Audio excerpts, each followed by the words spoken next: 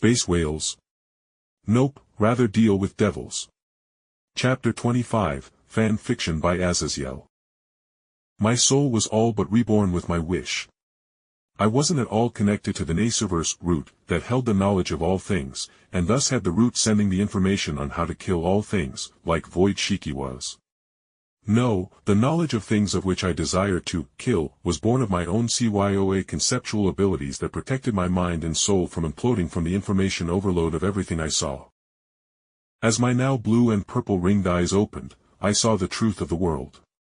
I saw the essence of Mommy and how her body was completely a useless shell that couldn't be killed, yet I saw how her golden soul was forced into the gem that hung from her clothes, and the soul gem was utterly covered in the lines that which I could cut that would instantly kill her via breaking her soul gem.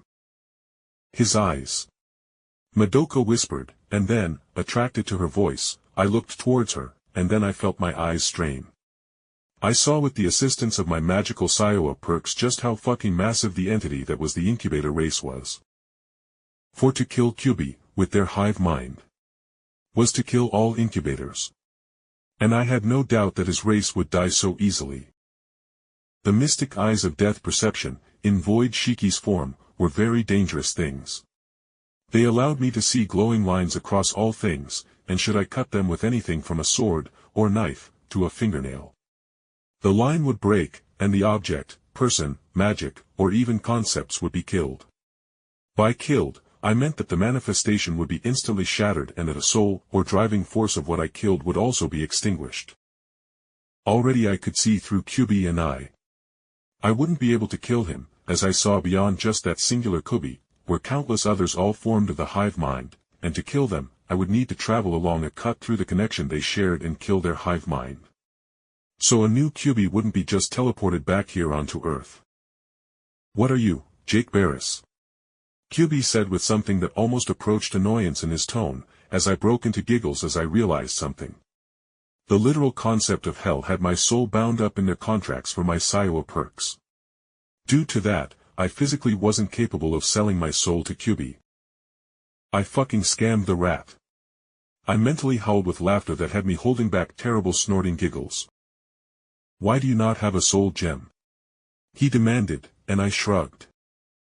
I don't know, maybe your settings aren't calibrated to force my soul into a soul gem due to my big dick energy. Maybe you should give me another wish so you can try again. I teased him. I literally couldn't help it as I saw Hamura gaping at me in complete denial at the bullshit I had pulled. QB just stared at me for a few moments with everyone, including Seraphil, L being silent as she held in her own giggles before QB slowly looked away and, with a flicker of motion, jumped back into Sayaka's arms. QB says we should be leaving, Madoka said, unsurely, while a bit flushed at the profanity I used a bit ago, and I shrugged.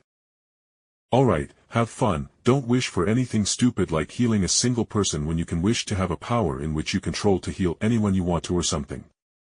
I threw it out there, and I saw Sayaka flinch out of the corner of my eye, but I ignored her as I focused on Hamura and Mommy, who were sticking around as the two normal girls in Madoka and Sayaka left the roof, obviously by QB's design. For a moment, I met Mommy Tomo's soft golden eyes, and I looked down at her golden soul gem and saw something bad. For some reason, it was clear that her soul gem was darkening with negative emotions. Seraphil broke the silence as she gingerly clapped her hands with some excitement as she spoke out. So you two wanted to talk about something in particular? Mommy tensed, and I realized she still was in her magical girl form, so she still had control over her muskets and those ribbons she could summon, but instead she took a breath before she spoke wryly. I like to believe in QB, he saved me in a great time of need. Literally saved my life, actually. She whispered at the end as she held her chest, where a piece of shrapnel had torn open her chest during that car crash that killed her family and left her alone in this world. Mommy's eyes tightened as she looked at me with something like determination. QB asked me to kill you. She stated coldly with finality, and I felt Seraphil tense next to me, but with my new eyes, I could see no magical build-up, so I knew she wasn't doing that. He asked me to just give up my life, as I have no doubt that whatever magical might you had was boosted by that wish, and your friend easily captured me previously and could do the same again. She said with despair creeping into her voice, and I shivered as I saw her golden soul gem filling up with despair, turning the once bright golden soul gem black with that same despair. He asked me to throw away my life for nothing. She whispered with tears finally falling down from her soft golden eyes, and I couldn't help but look into the sky, looking for God. Looking for an answer as to why these girls were built off of drama and being over-emotional. Oh wait, their state of having excessive emotions and being emo, is literally why QB used them as magical girls to turn them into witches and use those energy-filled soul gems as coals to fuel the very universe. I thought caustically before I realized something also.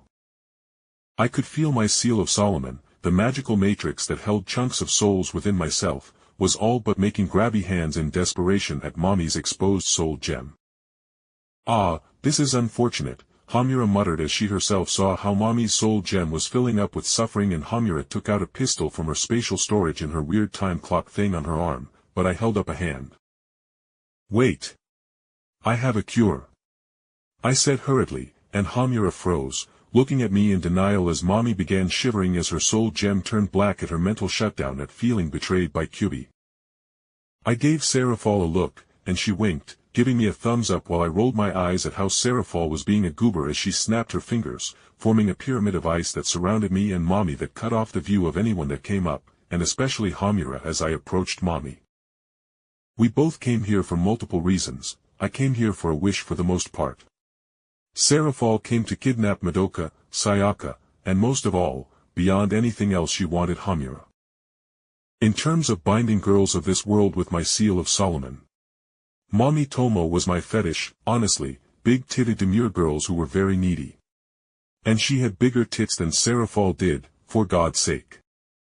So, as I came up to Mommy and gently lifted her chin with a hand, so her dull eyes would stare into mine as her soul was falling apart as she turned into a witch with her despair. I whispered.